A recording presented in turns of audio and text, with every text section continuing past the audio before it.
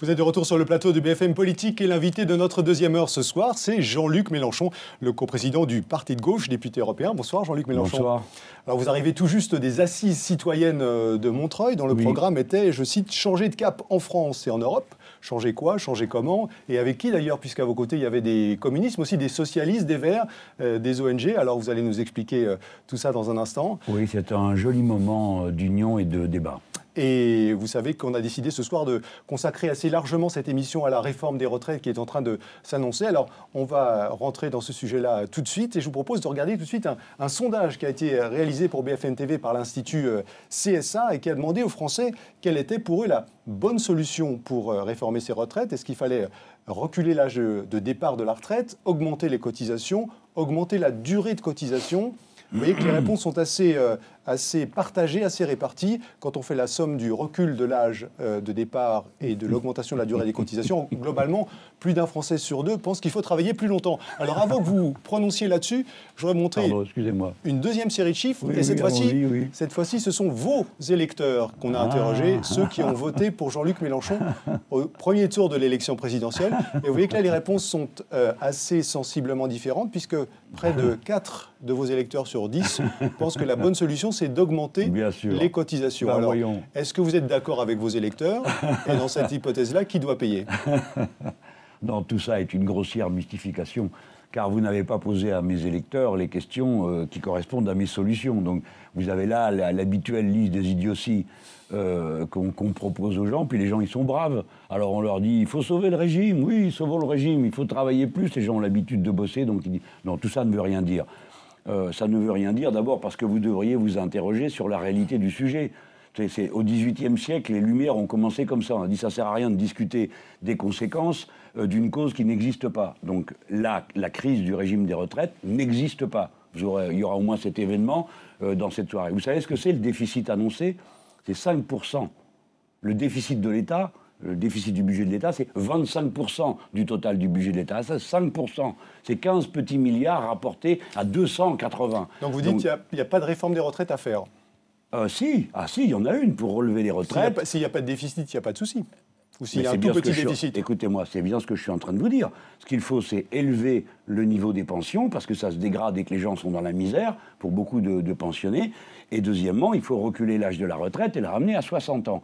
Pour faire tout ça, par exemple, si je prenais le chiffre le plus extraordinaire, c'est-à-dire on revient à la retraite à 60 ans et il n'y a pas une retraite inférieure au SMIC. Ça coûte 33 milliards. Voyez-vous, c'est un institut de droite qui a trouvé ce chiffre-là. Moi, je trouvais un petit peu plus, mais j'en reste à ça. 33 milliards, c'est rien à trouver dans un pays qui produit 1880 milliards de richesses par an. Donc, il faut mettre les choses en proportion à leur place. Voilà. La réforme qui est en train de se faire là n'a pas de sens. Elle est faite parce que la Commission européenne de Bruxelles exige que l'on réforme partout le système des retraites, c'est tout. Et comme le Premier ministre veut être le bon élève, comme a dit M. Hollande, de la classe européenne, il se dépêche de faire sa fichue réforme, qui va faire souffrir des gens pour rien, de manière à ce que ça soit prêt avant le mois de novembre, le vote de la loi de finances de la sécurité sociale, et qu'il puisse se présenter devant notre bon maître, la Commission européenne, en lui disant, vous avez vu, j'ai coupé la gorge à tant et tant de gens, donc...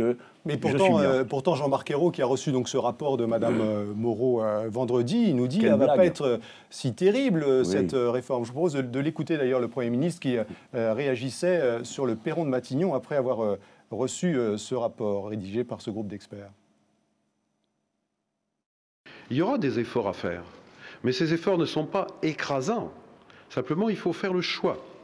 Et ils seront guidés par deux principes, la continuité et la justice. Alors, des efforts guidés par la justice et qui ne seront pas écrasants. Eh ben tout va bien, non? Peut-être qu'on pourrait passer par une autre étape, non? Tout de même, il faudra arrêter de se moquer des gens. Il se moque du monde, Jean-Marc Ayrault? Non, mais comment? Ben, évidemment. Le rapport Moreau, qu'est-ce que c'est? Une mauvaise copie, recopiée de la précédente, avec les mêmes refrains.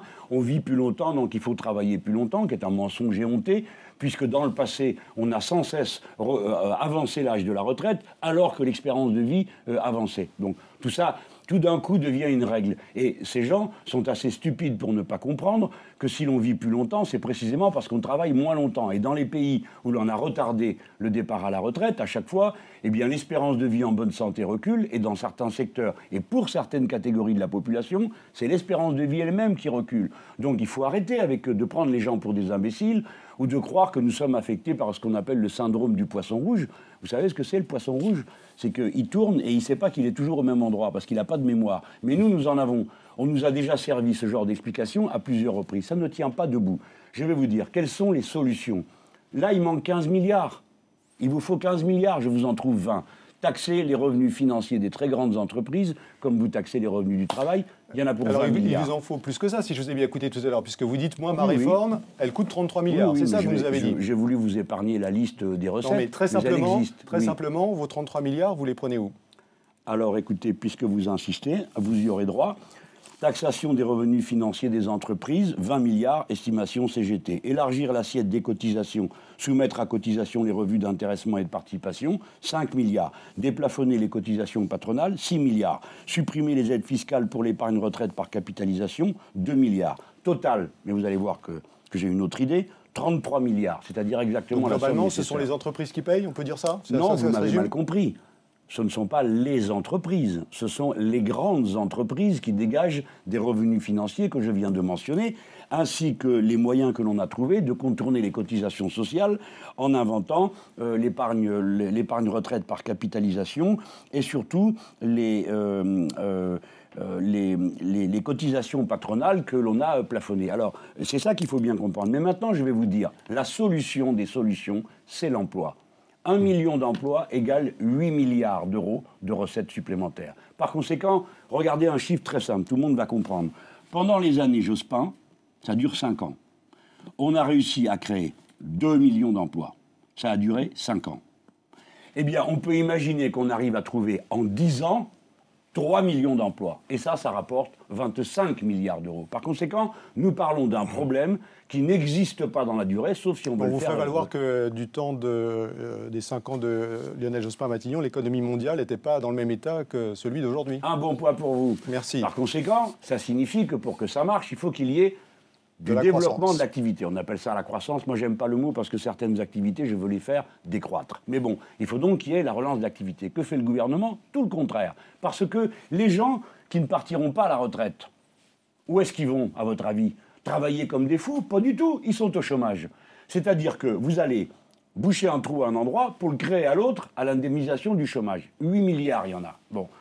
Les gens qui savent que leur pension va baisser, puisque c'est dans le rapport Moreau, cette affaire-là, eh ben, ils dépensent moins. Donc, ils font moins tourner la machine à consommer. Or, c'est la machine à consommer, c'est 60% du moteur de la croissance en France. Par conséquent, tout ce que fait le gouvernement ne va qu'aggraver les choses. Donc, dans quelques mois, vous allez avoir les mêmes têtes de rapport Moreau, ça s'appellera rapport Schmoll ou rapport Bluch, de toute façon, ils font que se recopier les uns les autres, et qui vous dira « Ah, catastrophe, les comptes d'indemnisation du chômage vont encore plus mal qu'avant. » Je vous annonce d'autres qui vont aller mal.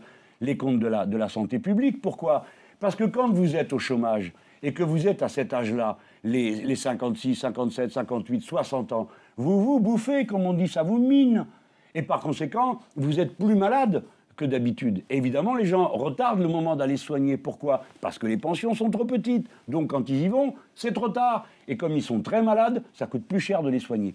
Tout ça, c'est de la politique de gribouille. La bonne politique, ça consiste à développer l'activité. Et à chaque fois que vous avez de l'emploi de plus, vous avez des cotisations de retraite supplémentaires. Ça, c'est la bonne politique. Une dernière question. Vous avez remarqué que ça ne marche pas, leur réforme. On en est à la 3e ou la 4e. Ils ont la même tête à chaque fois. La précédente remonte à 2010. Eh bien oui, à chaque fois, vous dites, on va sauver le régime des retraites. Alors, comment on va le sauver? Avec moins de retraites. On va sauver la santé avec moins de santé, et ainsi de suite. Une question sur les régimes spéciaux. Est-ce que c'est normal qu'on puisse continuer à partir à la retraite aujourd'hui à 50 ans ou un peu plus quand on a travaillé à EDF ou à la SNCF? Ça dépend quel poste de travail on a et pour quelle raison ça a été fait. Moi, je désapprouve cette manière qu'il y a d'aller comme ça montrer du doigt pour exciter les gens les uns contre les autres. Demandez d'abord quand a été négocié cet âge de départ à la retraite et pour quelle raison. Vous savez que c'est pas une condamnation. C'est précisément un peu le débat. Est-ce que conduire un train, c'est pas moins pénible aujourd'hui qu'il y a 50 ans? Eh bien, c'est à voir. Mais est-ce que la société, étant plus riche qu'elle ne l'a jamais été de toute son histoire, ne devrait pas améliorer les droits? Est-ce qu'on ne devrait pas être en train de se demander comment améliorer l'âge de départ à la retraite de telle ou telle catégorie, au lieu d'aller embêter ceux qui vont pouvoir profiter de la vie dans des conditions un peu plus sympathiques? Vous savez, la retraite, c'est pas une affaire de comptabilité, c'est une vision de la vie. C'est une manière d'organiser. Il y a un âge, il y a un moment, on arrête de travailler. C'est pas une honte, on se met au service des autres. Certains à gauche vous répondraient, moi j'aimerais bien, mais simplement c'est pas possible et ça correspond pas à la réalité. Je vous propose d'écouter une réaction, c'est celle de Jean-Marie Le Guen, le député socialiste qui était sur le plateau de Route et Krief vendredi soir. La gauche Père Noël, c'est-à-dire la gauche qui ne viendrait au pouvoir que pour donner des gratifications payées par qui, on ne sait pas. Alors un coup c'est le grand capital, le lendemain c'est le plus souvent c'est la dette, ce qu'a fait la droite d'ailleurs massivement ces 10 dernières années. Je pense que c'est pas comme ça qu'on avance. Il faut entendre, il faut écouter, il faut donner des réponses, mais il faut assumer l'intérêt général. Vous êtes la gauche Père Noël, Jean-Luc Mélenchon? C'est très insultant, ça ne m'étonne pas de lui. Mais c'est pas comme ça qu'il faut voir les problèmes. S'il ne sait pas le faire, eh ben, il s'en va. Et nous, on sait le faire. On les remplace. Parce que nous savons faire vivre un régime de retraite équilibré en développant l'emploi. Nous savons comment nous développons l'emploi. Nous savons où nous trouvons les ressources. Vous m'avez entendu vous lire des chiffres. Vous m'avez entendu exposer une politique économique cohérente. Par contre, la gauche Père Fouettard, c'est plus la gauche. Parce que nous ne sommes pas des Pères Noël, mais eux sont des Pères Fouettards. C'est-à-dire qu'on ne les a pas élus pour faire ça. C'est-à-dire pour faire quelque chose qui va aggraver la réforme des retraites de M. Sarkozy. Parce que tout de même, vous ne devriez pas oublier ce point-ci, qui a une grande importance.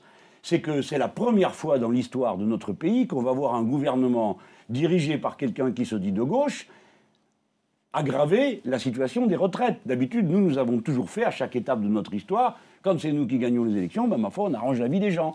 C'est la première fois qu'on va voir ça. Ce qui signifie que tout ce qu'ils ont dit à l'époque contre la réforme Sarkozy, ils ne le pensaient pas, puisque maintenant, ils confirment la réforme Sarkozy et ils l'aggravent. Ce sont donc des hypocrites et des menteurs.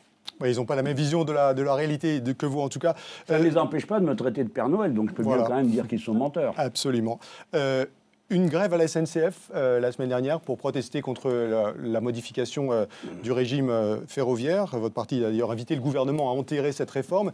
Une grève des contrôleurs aériens très largement suivie. Ce sont deux sujets différents, mais est-ce que vous voyez une trame commune? Est-ce que pour vous, il y a une sorte de mécontentement social qui est en train de monter, qui est susceptible de s'agréger? Et j'allais dire d'une certaine manière, est-ce que ce n'est pas ce que vous espérez? Je ne sais pas. Personne ne peut savoir comment les mouvements sociaux s'agrègent ou pas. Ils ont leur autonomie. Quoi que j'en dise, les choses se passeront comme elles doivent se passer.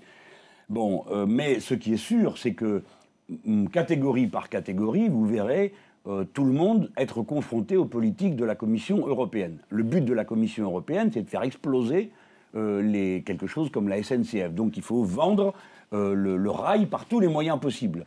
Et donc, les gouvernements successifs, qui obéissent, sont les caniches de la Commission européenne, eh bien, essayent de lui donner raison par un biais ou par un autre. C'est ce qui se passe actuellement. Et donc, ça soulève d'énormes difficultés. Que voulez-vous, quand les Français vont comprendre qu'on est en train de vendre l'accès au réseau ferré à des entreprises privées heure par heure, j'aime vous dire que le réveil va être douloureux. D'ailleurs, je leur dis tout de suite que le train va devenir plus dangereux quand la Commission aura appliqué sa politique. Parce que partout où elle l'a fait, c'est devenu plus dangereux. Alors, il nous reste peu de temps pour finir cette séquence. J'ai 3 questions à vous poser. Je vous demande 3 réponses assez courtes si vous pouvez. Si je peux. Si vous pouvez. L'affaire Tapie, à nouveau défrayé la chronique cette semaine, avec la mise en examen de Stéphane Richard, le PDG d'Orange, qui était à l'époque le directeur de cabinet de Christine Lagarde. Demain, conseil d'administration d'Orange qui doit décider du sort de Stéphane Richard. L'État, manifestement, a décidé de le maintenir en place au nom du respect de la présomption d'innocence. Est-ce que c'est la bonne décision ou est-ce qu'il aurait fallu demander à M. Richard de quitter ses fonctions? Tout ça est tout de même assez étrange parce que le respect de la présomption d'innocence pour un grand patron s'applique dans un conseil d'administration où il y a un représentant, et quel représentant de l'État, lequel État, lui, n'applique pas la présomption d'innocence aux ministres puisqu'il les renvoie quand ils sont inculpés. Donc il y a là un problème de cohérence. Disons que la servilité habituelle à l'égard du grand patronat s'exprime à cette occasion. Mais je vous annonce une chose, ce monsieur, le directeur de cabinet de Mme Lagarde, n'en a pas fini. Parce que après, quand il sera sorti de cette histoire de tapis, et même avant, on va lui poser d'autres questions. Et je vous en annonce une. J'aimerais savoir qui et pourquoi on a décidé de donner, après l'affaire Kerviel, 1,7 milliard en moins d'un mois et demi à la banque la Société Générale, alors que le procès n'avait pas eu lieu qui permettait de connaître si M. Kerviel était ou non coupable. Je sais que cette histoire est un peu lointaine, mais tous les Français se rappellent du visage de ce jeune bouc émissaire que normalement je ne devrais pas défendre, c'est un trader. Et donc là, c'est à nouveau Bercy que vous mettez en cause, on est d'accord. En tout cas, son rôle en tant que directeur de cabinet. Cette équipe, Madame Lagarde, écoutez quand même, c'est pas n'importe quelle inculpation, pardon, je ne préjuge pas de la culpabilité ou de l'innocence de ce monsieur que je ne connais pas personnellement, je n'ai aucune raison de détester, mais quand même... escroquerie en bande organisée, c'est quand même pas rien comme inculpation. Donc, légitimement, nous sommes en droit de poser des questions sur ce qui s'est passé, sur toute une série de dossiers où nous trouvons que les décisions qui ont été prises sont étranges. Une dernière question qui porte sur l'Europe et un sujet qui vous tient à cœur, je le sais, le début des négociations la semaine prochaine entre l'Europe et les États-Unis pour un nouvel accord commercial transatlantique. Victoire, nous dit-on au gouvernement, puisque l'exception culturelle, la télévision, le cinéma, les contenus numériques n'entreront pas dans le cadre de ces négociations. Manifestement, ce n'est pas tout à fait suffisant pour vous. Écoutez, c'est absolument incroyable. Ils ont réussi un tour de passe-passe. Cette équipe, ils sont fameux. Hein. Cette équipe de Solferino est formidable. Le sujet arrive devant l'Assemblée, on ne parle de rien que de l'exception culturelle. Évidemment que tous les Français sont pour cette exception culturelle. Nous ne voulons pas être dominés dans la production de nos images et de nos biens culturels. Mais enfin, il ne faudrait pas qu'au nom de l'exception culturelle, on s'avale tout le reste. Or, on s'est avalé tout le reste. Parce que les mêmes qui ont remué les mains comme ça pour vous dire l'exception culturelle, dormez tranquille, ont levé la main et ont donné mandat à la Commission européenne de négocier cet accord pour un grand marché transatlantique. Mais alors, la question qui se pose, c'est pourquoi M. Hollande, s'il trouve cette idée si bonne de grand marché transatlantique, n'en avait pas parlé dans sa campagne, qu'il ne vienne pas nous dire qu'il n'était pas au courant. C'est une proposition du président américain Pardon, je voulais pas être... qui suit l'élection présidentielle, c'est pas du tout. Pas du tout. Le grand marché transatlantique est en négociation depuis 10 ans. Il a été relancé par Barack Obama. Pour ma part, j'ai lancé la question en 2009. Alors, Barack Obama apparaît en janvier 2013 et aussitôt tous les caniches rappliquent. Où est-ce qu'on signe ? Mais tous étaient au courant avant. Aucun n'en a parlé. Et pourquoi l'Assemblée nationale ne s'est pas prononcée sur le thème même du grand marché? Parce que la France, je le rappelle, est une grande puissance. Elle pouvait parfaitement dire « non, nous ne voulons pas ». Mais nous sommes d'accord pour avoir un marché unique entre les États-Unis et l'Europe. Nous sommes d'accord pour que toutes les normes juridiques soient mises en débat entre eux et nous. Mais où est-ce qu'on a décidé ça ? Eh bien voilà, c'est le fait du prince. Et un jour, on viendra vous dire, la bouche en cœur, « ah oui, mais il y a l'exception culturelle, d'ailleurs, on est obligé d'en enlever un petit bout ».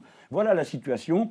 Je condamne formellement cet accord. J'espère qu'il échoue et je ferai tout pour ça. Merci Jean-Luc Mélenchon. On va se retrouver dans un instant avec Charlotte Chaffanjon pour continuer notamment à parler de l'Europe. À tout de suite.